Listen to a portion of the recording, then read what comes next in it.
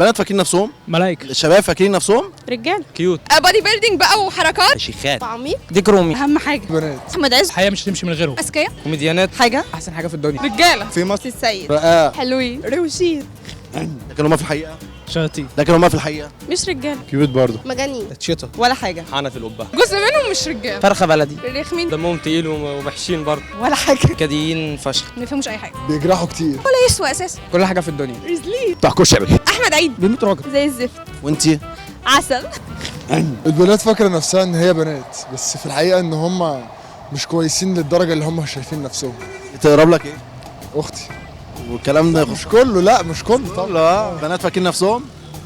فاكرين نفسهم مارلين مونرو، والحياه لطيفه قوي معاهم، والدنيا بامبي، وهي اعلى من الولد، وهي عايشه الحياه. لكن في الحقيقه لا في الحقيقه عادي، احنا احسن منهم على فكره. ودمهم تقيل ووحشين برضه.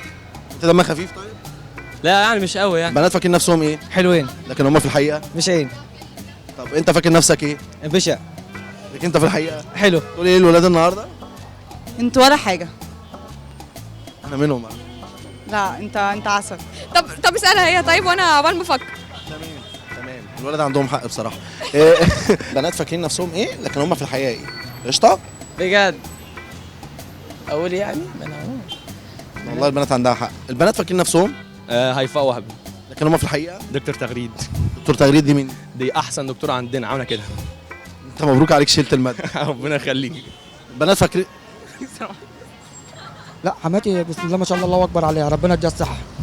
انت قلت لي انك خايف منها. خايف منها. انت خايف منها يا محمد؟ بجد يا محمد؟ عشان زي والدتي.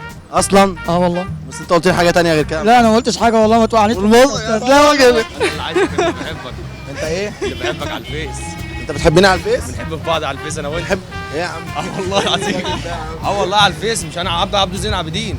انت عبد الزين العابدين؟ ايوه انا بتحبني على الفيس؟ تخيل. وانا بحبك على الفيس؟ سبحان الله. يا نهار اسود، انت في بينكم حاجه؟ هي وحشه. ده غدر في حد ذاته. نفسها وبتقنعني انها حلوه. انت اصلا وحش. انا ايه المشكله؟ انت ليه؟ ليه يا اسطى؟ يا اسطى ده يا اسطى دي في حد ذاتها تخلينا لو بنت اكرهك. ربنا يخليك. انت ايه رايك في الكلام اللي الولاد قالوه النهارده بقى؟ اللي هو معلقين الكلام اللي هم قالوه بشان البنات. لا مش عاجبني طبعا انت اصلا سمعتي؟ اللي هي البنت انت اصلا سمعتي؟ لا بتقولي مش عاجبك. صباح الفل.